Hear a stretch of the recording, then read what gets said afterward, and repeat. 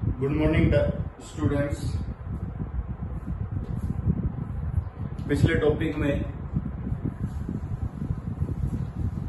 Phasor diagram पढ़े थे different circuit के लिए।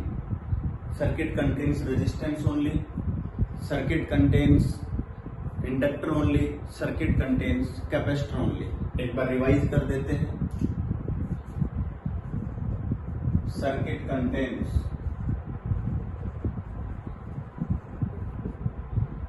Resistance only.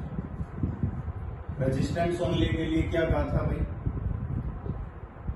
E and I. यहां आपने बताया था ईएमएफ और इसी डायरेक्शन में क्या बताया था? करंट। फेज डिफरेंस क्या कहा था आपने? 0। ठीक है भाई। सीरीज कंटेन्स इंडक्टर कराया था अगला। इंडक्टर का जो फेजर डायग्राम था ई एंड आई, एक तो हमेशा यही बना रहे थे भाई ओमेगा टी, और यहां पर तो आपने कहा था ये ई नोट है, ईएमएफ हो गया था। अब आपको याद होना चाहिए कि इंडक्टर के अंदर जो करंट है वो कहां होता है। तो हमने बताया था current is lags behind at an angle pi by 2 with an inductor. तो यहां पाई बाई 2 एंगल पीछे चल रहा था, ये आपके पास करंट था। ठीक है। तीसरा हमने कैपेसिटर के लिए बताया था। कैपेसिटर में हमने आपसे बताया था कि जो करंट है वो ईएमएफ से पाई बाई 2 एंगल आगे चलता है। Current leads an angle pi by 2 with EMF. Clear? तो उसका फेजर डायग्राम इस तरह से था, ओमेगा टी ए नोट, यहां परपेंडिकुलर डाल दी आई नोट। मेरी बात समझ गए? कुछ इस तरह के फेजर डायग्राम थे ई एंड आई। इधर एंगल या फिर टाइम पीरियड बता सकते हैं। चलो देखिए, यहां एक छोटे छोटे पॉइंट जो छूट गए थे, लेक्चर में नहीं हो पाए थे, वो और आगे बताते हैं। यहां हमने बेटा XL इंडक्टिव रिएक्टेंस, जिसकी वैल्यू क्या थी? ओमेगा है। यहां capacitive reactance XC 1 by omega C, ये बताया था। Inductive reactance and capacitive reactance, that is resistance offered by inductor and resistance offered by capacitor, both depends on frequency। क्योंकि आप क्या कह सकते हो, आप क्या कहोगे भाई? XL is equal to 2 pi nu L, और XC इज इक्वल टू क्या कहोगे? 1 upon 2 pi nu C. Clear? यही आप क्या कहोगे कि नहीं भाई? तो हमने क्या कहा कि भाई अगर हम ये कह पाएंगे तो इसमें देखिए, अगर यहां पर फ्रीक्वेंसी को 0 पुट कर दिया जाए तो XL भी क्या हो जाएगा? 0।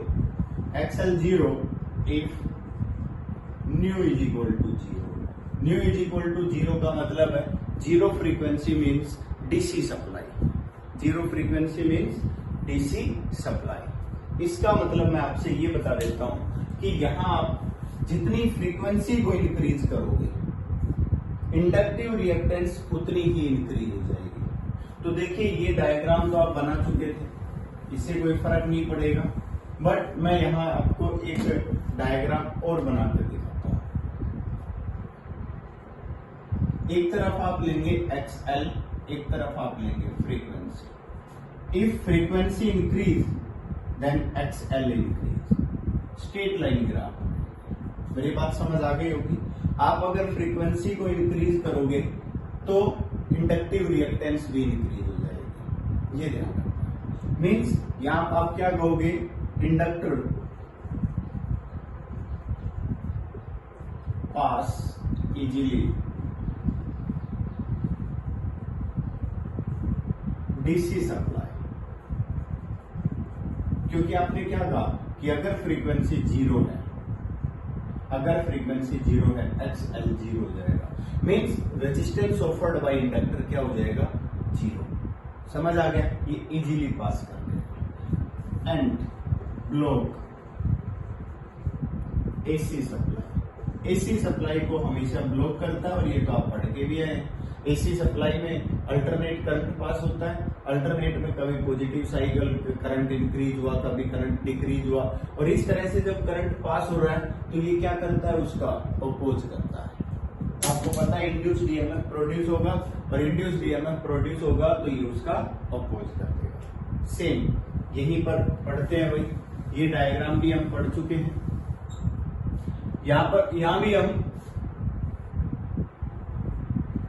एक्सी और फ्रीक्वेंसी ग्राफ बनाते हैं। यहां देखेंगे अगर हम फ्रीक्वेंसी को इंक्रीज करते हैं तो XC is inversely proportional to क्या आ रहा है, फ्रीक्वेंसी। यहां XL is directly proportional to क्या आ रहा था, frequency.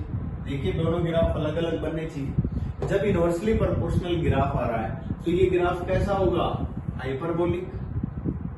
XC is inversely proportional to frequency, ये था XL is directly proportional to frequency. समझ आया कि नहीं आया?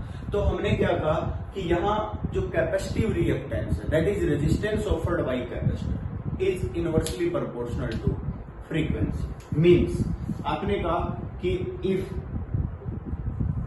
New is equal to 0 then XC is equal to क्या हो जाएगा बेटा, इनफाइनाइट। ध्यान से देखो, ध्यान से देखिए, मैंने कहा फ्रीक्वेंसी 0 पुट कर देते हैं, मीन्स डीसी सप्लाई पास कर देते हैं। 0 का मतलब क्या है, डीसी सप्लाई। समझ आगे होगा।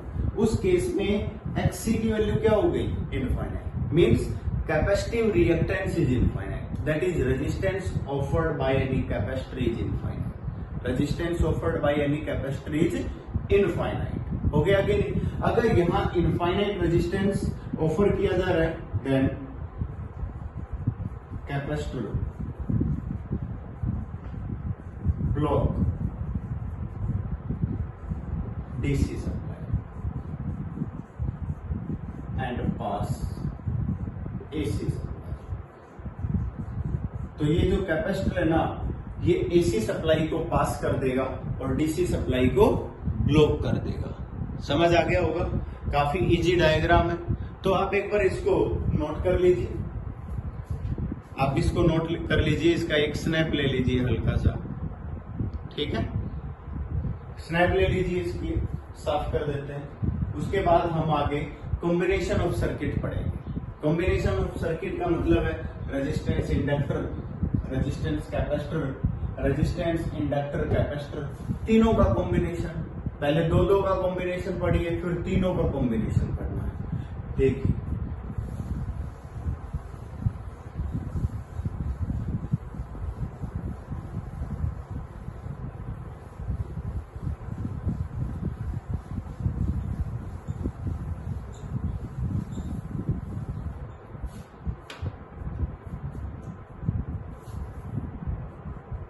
AC circuit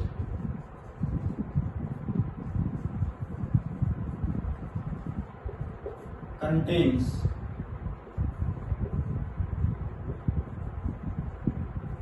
resistance and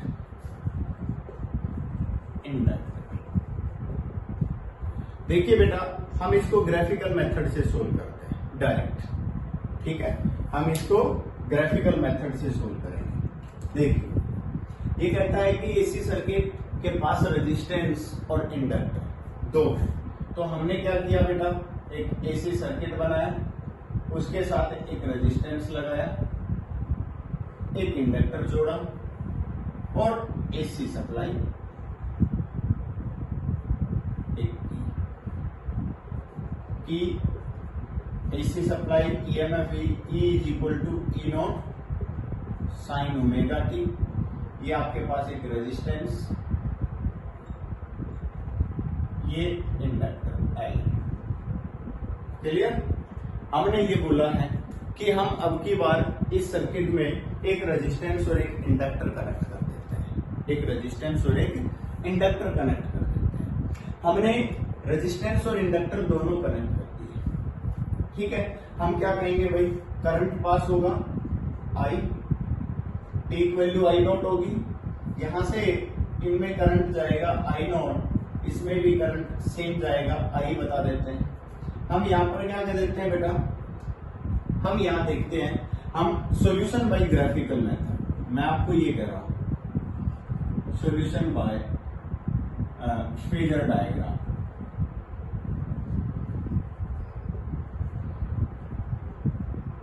और ग्राफिकल मेथड, ये याद रखना। हम इसका सॉल्यूशन फेजर डायग्राम से कर रहे हैं, ग्राफिकल मेथड से। देखिए बेटा, ध्यान से हम की को ऑन करेंगे, करंट पास होगा। सबसे पहले हम फेजर डायग्राम बनाते हैं बेटा। क्या बनाते हैं बेटा? Phasor diagram. देखिए सबसे पहले हम क्या कहेंगे बेटा, हमारे पास जो E है वो क्या है, E not sine omega T है। क्या है भैया वो? E not sine omega T. अब फेजर डायग्राम के अंदर तो हम क्या करेंगे, E और I दोनों शो करेंगे। चलो देखिए, हम क्या जानते हैं कि जब हम AC सप्लाई के साथ एक रेजिस्टेंस कनेक्ट करेंगे, AC सप्लाई के साथ एक रेजिस्टेंस कनेक्ट करेंगे, तो उसके अंदर जो करंट जाता है वो करंट, उस करंट का फेज और EMF फेज, यहाँ पर EMF फेज और यहाँ पर करंट फेज, दोनों के दोनों क्या रहेंगे? सेम। दोनों के दोनों क्या रहेंगे भैया? सेम रहेंगे। अब इसमें देखेंगे तो ये EMF फेज और करंट कहाँ होता है? इंडक्टर में। ये आपको याद होना चाहिए। In inductor current is current inductor में क्या करता है? लीड्स करता है या लैग्स बिहाइंड, मतलब इंडक्टर के अंदर करंट आगे होता है या पीछे। अब ये आपको याद होना चाहिए, जो अभी अभी हमने डायग्राम में भी पढ़ाया है, ये आपको बताना होगा।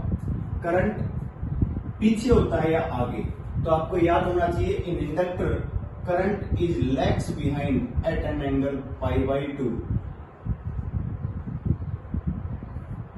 With EMF। इंडक्टर के अंदर करंट π/2 एंगल पीछे होता है, लैग्स बिहाइंड होता है। ये आप देख सकते हैं, क्योंकि ये चीजें मैंने आपसे पहले भी बताई थी बेटा, आपको डायरेक्ट याद होनी चाहिए। ठीक है, अब चलो देखिए, सबसे पहले हमने क्या कहा भाई, मैं ये कहता हूं कि यहां जो पोटेंशियल की बात कर रहे हैं, हम ये कह देते हैं रेजिस्टेंस में जो पोटेंशियल है VR है, क्योंकि ये सीरीज कॉम्बिनेशन में जुड़े हुए हैं। तो इसके अंदर जो पोटेंशियल है वो VR है, और इसके अंदर जो पोटेंशियल है वो क्या है बेटा? VL। समझ आ गया? तो हमने क्या कह दिया भाई, यहाँ जो इसके अंदर जो पोटेंशियल है वो VL है, तो इसकी पोटेंशियल और इसके अंदर जो करंट है उनके बीच में π/2 फेज डिफरेंस है। इन दोनों के बीच में जो फेज डिफरेंस है वो क्या है? 0।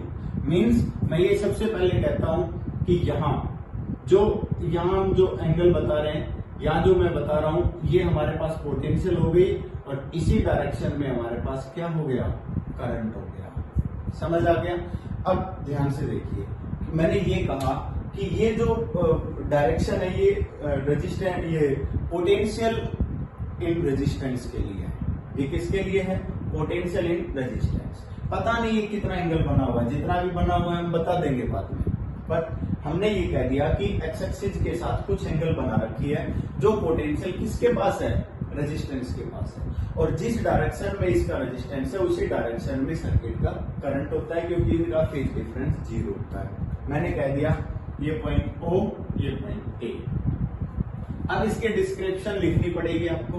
फर्स्ट पॉइंट हम कहेंगे OA be the potential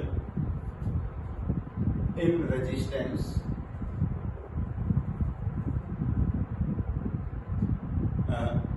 VR in which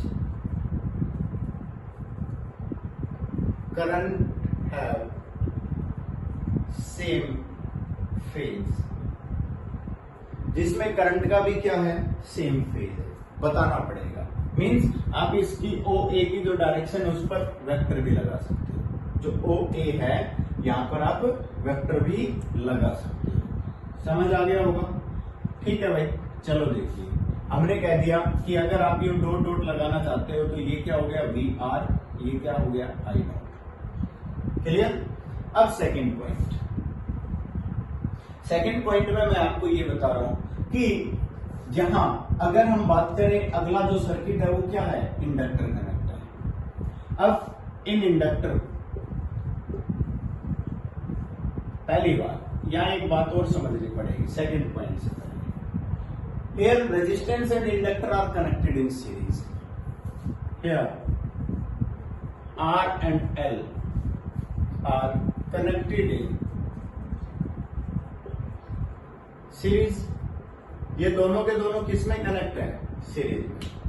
and in series current is same.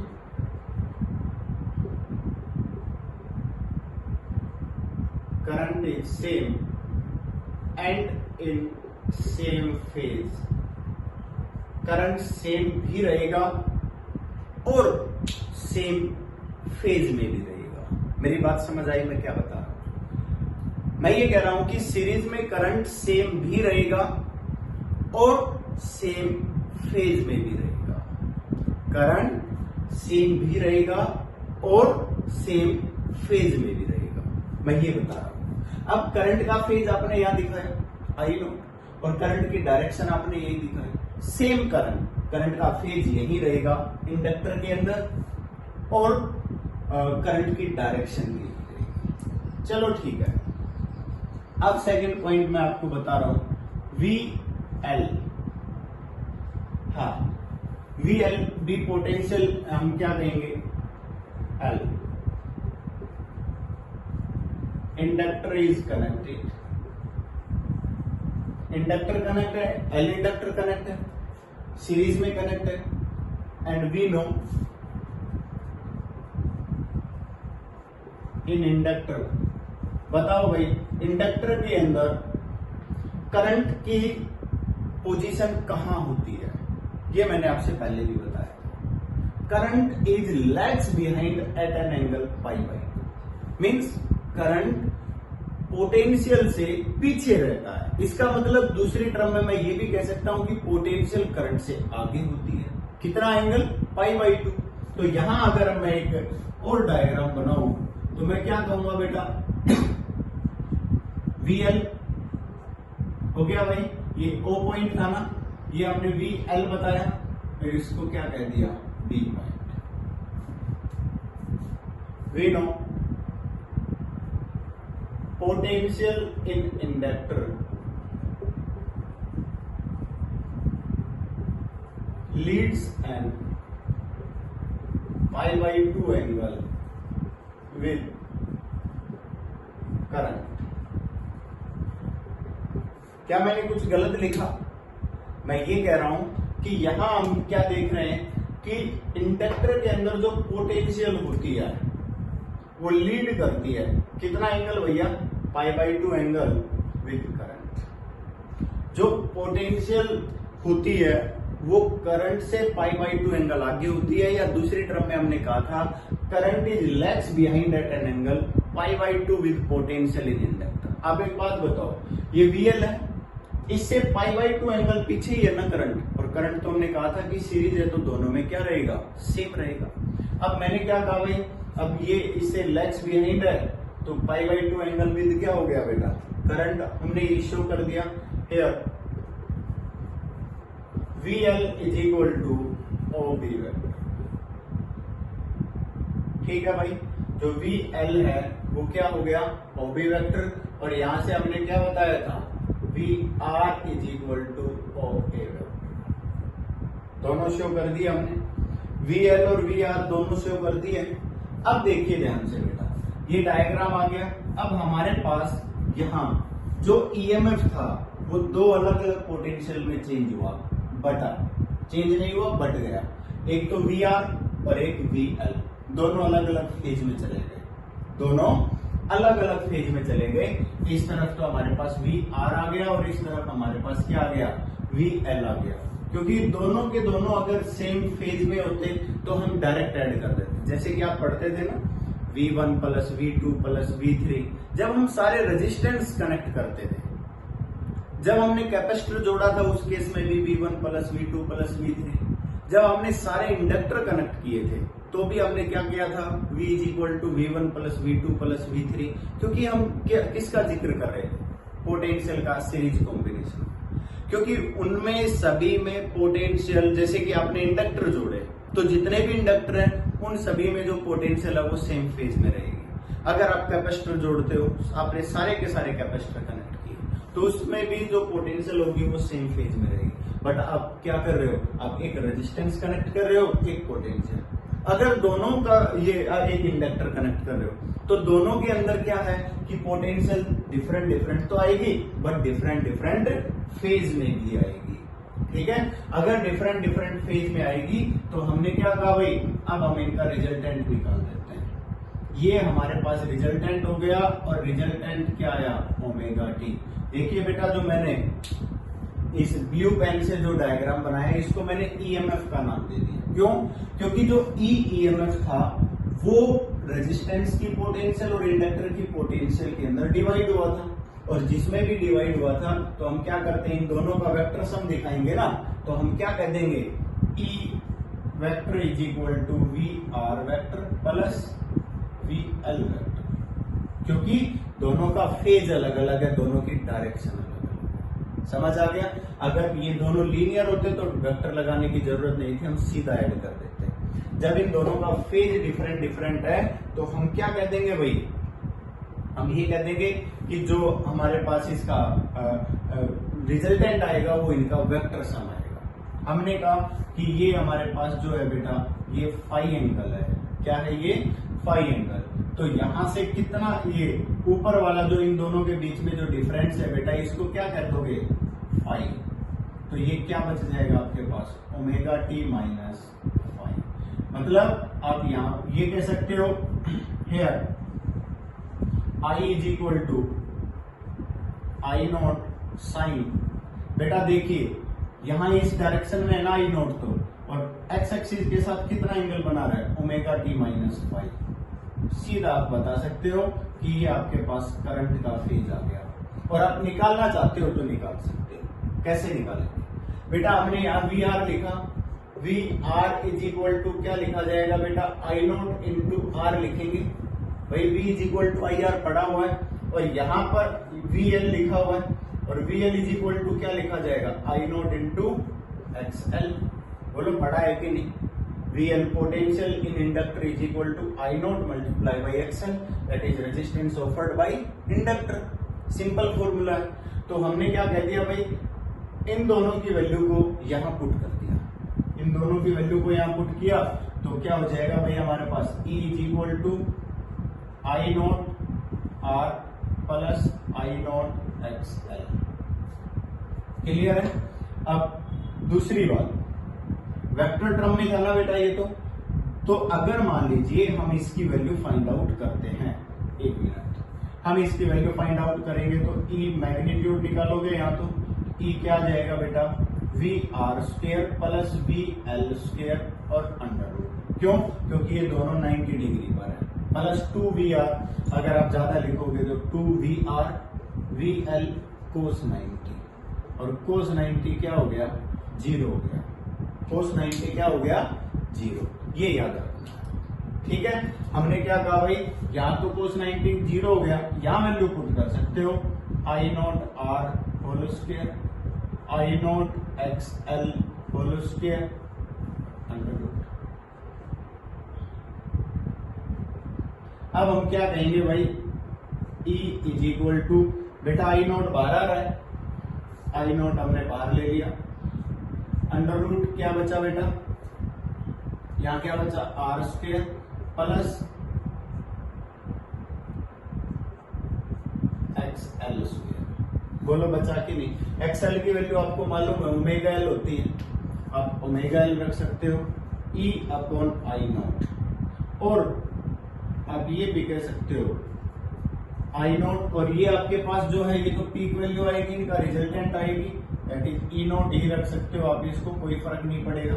तो क्या हो जाएगा आपके पास बेटा, E naught upon under root of R square plus X L whole square is equal to, इसको किसका नाम दे रखा है, ये तो आई नॉट है ही। हमने क्या कहा बेटा, दैट इज, इसको मैं डायरेक्ट लिख देता हूं,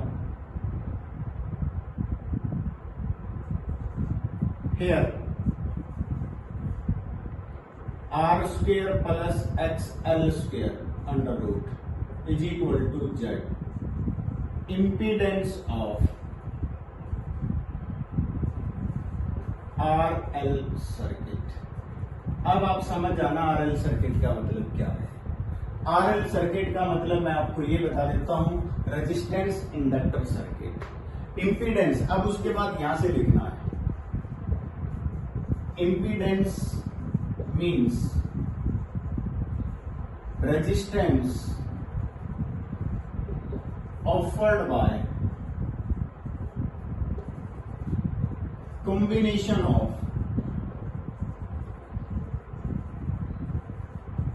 RL सर्किट। अब तो समझ आ गया होगा, अरे तभी तो हमने वो लिखा है, क्या लिखा है भाई, E nought upon I not is equal to Z and Z is equal to, ये भी कह सकते हो R square plus X L square और अंडर रूट। आप सोच रहे हो सर ने आई नॉट यहाँ क्यों लिख दिया, कोई फर्क नहीं पड़ा, जेड उधर लेकर चले गए, ई नॉट बाई जेड ही तो था, हमने इसको जेड का नाम दिया था, जेड से डिनोट करेंगे। अब इसको देखता हूँ वीडियो में आ रहा है कि नहीं, एक मिनट, हाँ कंप्लीट है।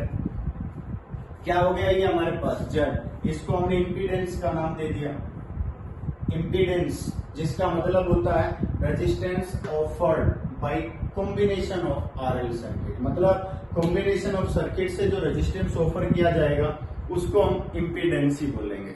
क्या बोलेंगे इसको, इम्पीडेंस, क्योंकि इम्पेड का मतलब रेजिस्टेंस होता है, इम्पेड का मतलब क्या होता है, रेजिस्टेंस, तो उसी इम्पेड वर्ड से इम्पीडेंस आया है, समझ आ गया होगा, तो ये भी जरूर ध्यान रखें, क्लियर। अब आप इसको एक्सएल को क्या लिख सकते हो बेटा, omega L R square plus omega square L square और इसका under root, Z is equal to R square plus omega square L square और इसका अंडर रूट। समझ आ गया होगा, तो आप ये पॉइंट भी लिख सकते हो। ओमेगा फ्रीक्वेंसी है 2 पाई न्यू एल समथिंग, ये तो आगे स्पेशल केस में आप वैल्यू पुट कर सकते हो। तो सबसे पहले आप इसकी एक स्नैप ले लीजिए, समझ आ गया होगा।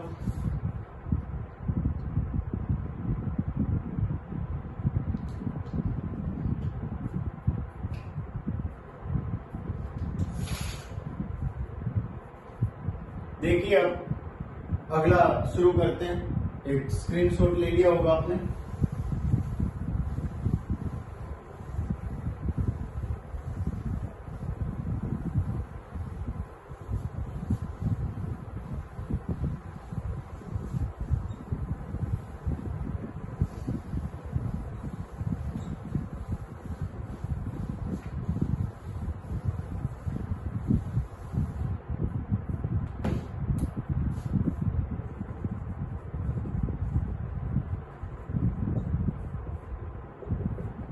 Resistance and capacitor. देखिए भाई हम यहां थोड़ा जल्दी कराएंगे, ये रेजिस्टेंस और ये कैपेसिटर, ये दो कनेक्ट कर दिए, आर और सी, एसी सप्लाई के साथ कनेक्ट कर रहा हूं।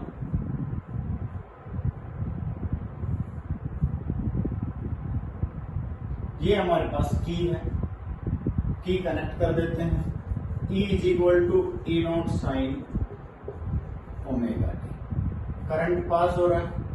अब हमने पहले भी बताया था भाई, इसमें जो पोटेंशियल होगी उसको किससे लिखेंगे, वी आर, इसकी जो पोटेंशियल होगी उसको किससे लिखेंगे, वीसी। मेरी बात समझ रहे हो ना, कैपेसिटर के अंदर जो पोटेंशियल है उसको किससे लिखा जाएगा, वीसी। इसमें जो करंट है बेटा वो आई नॉट से लिखा जा रहा है, मेरी बात समझ गए। अब यहाँ आपको कैपेसिटर में मालूम होना चाहिए, यहाँ कैपेसिटर में जो करंट है वो पोटेंशियल से π/2 एंगल आगे होता है, यहाँ शो करके दिखा दो, मेरी बात समझ गए। जो इस सर्किट में करंट पास हुआ है वो करंट रजिस्टर जहां जिस डायरेक्शन में अपने पोटेंशियल का फेज रख रहा है उसी डायरेक्शन में मूव कराएगा। बट हमें ये भी पता है कि अगर कैपेसिटर कनेक्ट है तो कैपेसिटर से π/2 एंगल आगे चलेगा, current leads an angle π/2 input in capacitor with potential.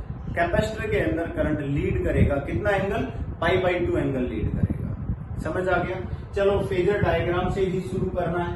Phasor diagram से शुरू करेंगे तो आपको पता है, हमने कहा कि फेजर डायग्राम में वाई एक्सिस में ई और आई लेते हैं, ये एक्स एक्सिस है, यहीं से हम शुरू करेंगे। सबसे पहले हमने क्या जोड़ा हुआ है भाई, रजिस्टर। तो जब हमने रेजिस्टेंस कनेक्ट किया हुआ है तो हम यहाँ शो करेंगे भाई ये हमारे पास रेजिस्टेंस है वी आर, करंट भी इसी फेज में है आई नॉट। क्लियर, करंट भी इसी फेज में है। समझ आ गया होगा। अब देखिए ध्यान से, मैंने ये कहा और पिछले में भी एक पॉइंट भूल गए, कोई बात नहीं, मैं आपको इसमें करा दूंगा। यहां हमने करंट को और पोटेंशियल को शो करके दिखाया। अब आपको ये मालूम होना चाहिए कि यहाँ कैपेसिटर की जो पोटेंशियल है वो करंट से पीछे है। करंट का फेज तो बदलेगा नहीं। हमने क्या कहा भाई, ये O पॉइंट और ये क्या है, A point. Clear, O point and A point. ध्यान से देखिए, अगर मैं यहाँ कैपेसिटर की पोटेंशियल की बात करूं तो कैपेसिटर की जो पोटेंशियल है वो तो दूसरे फेज में जाएगी और कहां जाएगी, 90 डिग्री पीछे। मैंने कह दिया ये बी पॉइंट और ये 90 डिग्री। यहां तक पॉइंट क्लियर, समझ आ गया होगा। अब देखो बेटा ध्यान से, मैं यहां लिख देता हूं सबसे पहले रेजिस्टेंस।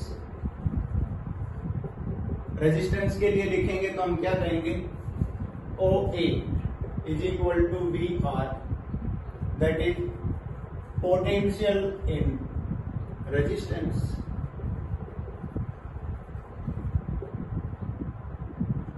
समझ आ गया। And I nought be current in same phase. Clear है। हम यहां बता देंगे कि भाई V R is equal to क्या है बेटा, आई नॉट इंटू आर। बोलो होती है कि नहीं। अगर आप यहां वेक्टर की डायरेक्शन में लिखना चाहते हो तो वेक्टर की डायरेक्शन में लिख सकते हो। ठीक है। दूसरा हम क्या बताएंगे भाई, कैपेसिटर के लिए बताएंगे। कैपेसिटर में आपको पता है कि जो करंट होता है, ये पोटेंशियल जो होती है वीसी जो आप लिखते हो, VC is lags behind at an angle π/2 with current, या फिर आप ये कह सकते हो current leads an angle π/2 with potential. Capacitor की पोटेंशियल से π/2 एंगल आगे होता है करंट। समझ आ गया। तो आप क्या कहोगे, VC is equal to OB vector बताओगे भाई। Here VC lags behind at an angle π/2 with current and in series current in a same phase। आपको पता है करंट किस में रहेगा, सेम फेज में रहेगा, करंट का फेज नहीं बदलेगा। क्लियर। तो हमने ये भी बता दिया। फिर हम क्या कहेंगे भाई, VC इज इक्वल टू क्या होता है बेटा, I नॉट HC। बोलो होता है कि नहीं। हम वैल्यू पुट करेंगे। अब हमारे पास दो पोटेंशियल है, इन दोनों का रिजल्टेंट तो निकाला जाएगा। अब इन दोनों का मान लीजिए आपने रिजल्टेंट निकाला और वो आप कोई भी डायरेक्शन में आप शो कर रहे हो। आपको पता है इधर OA है, इधर क्या है OB। आपने कहा कि हमारा जो मेन रिजल्टेंट है वो EMF यहां है। मेरी बात समझ गए। इन दोनों का जो रिजल्टेंट है वो इस डायरेक्शन में यहां आ गया A नॉट, या इसको लिख दिया OC। हमने कह दिया OC is the resultant of OA vector and OB। Clear है। OC जो है वो हमारे पास OA वेक्टर और OB वेक्टर का क्या है, रिजल्टेंट है। अगर इन दोनों का रिजल्टेंट है तो हमें पता है कि भाई जो E नॉट आया है वो तो ओमेगा टी एंगल से आएगा। E नॉट आया है वो किस एंगल से आएगा, ओमेगा टी एंगल से आएगा। बेटा आपको पता है अगर ओमेगा टी एंगल से आएगा और इन दोनों का जो पोटेंशियल का जो रिजल्टेंट है वही तो ईएमएफ है। हमने क्या कह दिया, हम क्या कहेंगे बेटा, O C vector is equal to O A vector plus O B vector. मतलब ओ सी वेक्टर का मैग्नीट्यूड निकालोगे तो क्या कहोगे, O A square plus O B square और इसका अंडर रूट।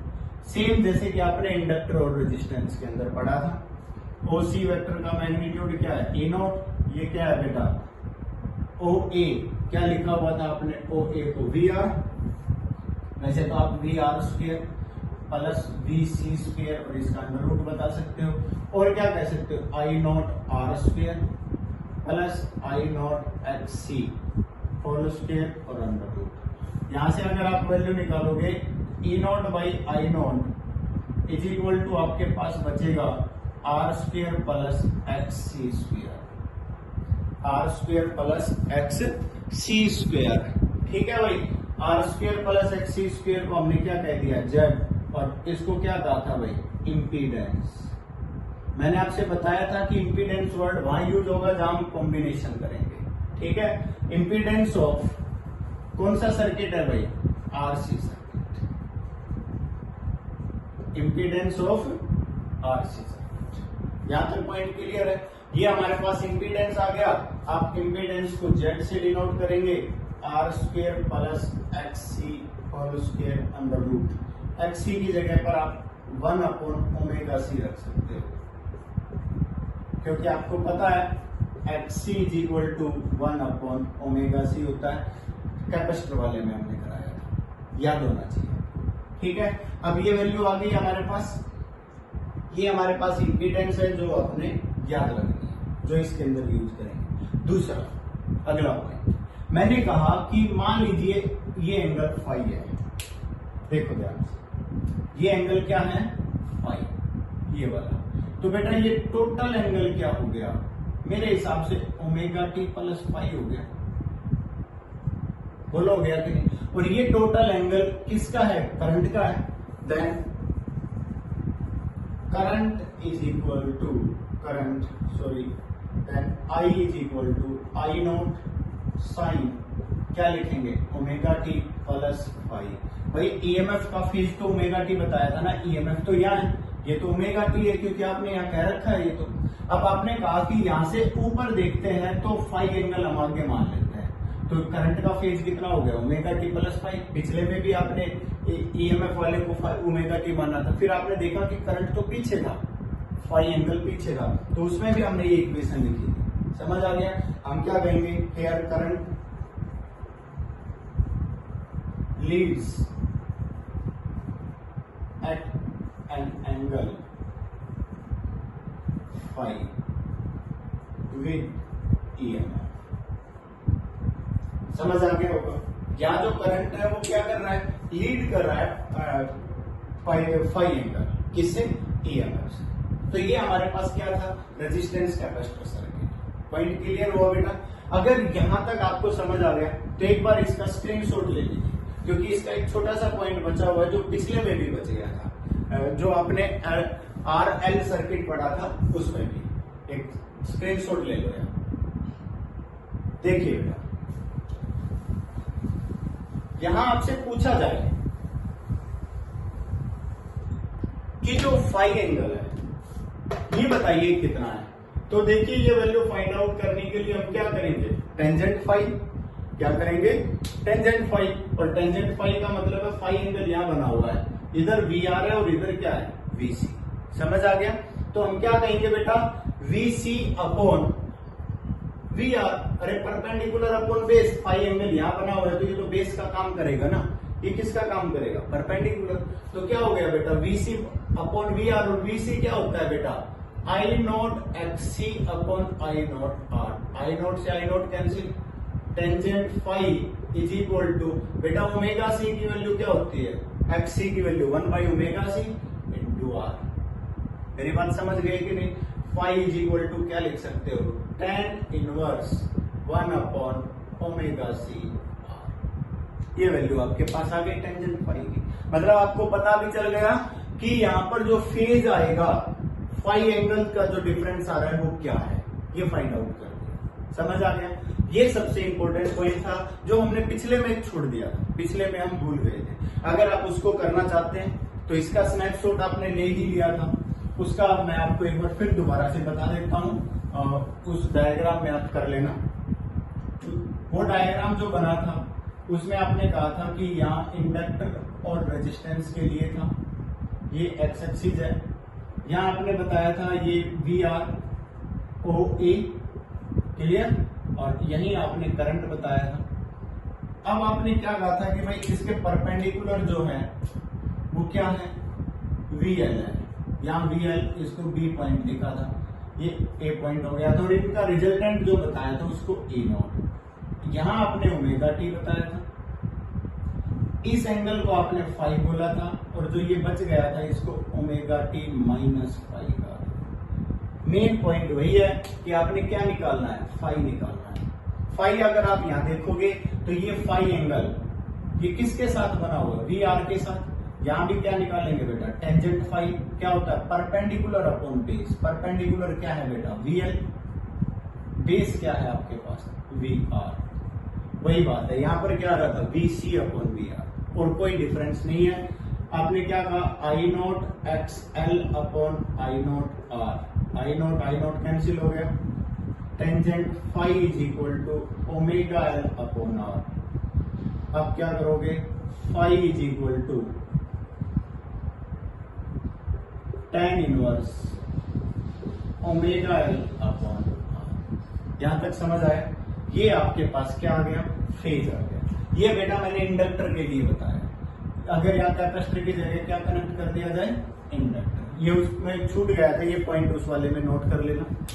और उसके बाद कैपेसिटर का आपने स्नैपशॉट ले ही लिया तो आप उसको कर लेना, ठीक है। तो आज के लेक्चर में इतना ही। आप इन दोनों को बहुत अच्छे से पढ़ना। कल हम इन तीनों का कॉम्बिनेशन और कुछ न्यूमेरिकल्स कराएंगे जो हमारे एनसीईआरटी न्यूमेरिकल्स। समझ आ गया भाई? तो इस पॉइंट को याद रखना है। Thank you.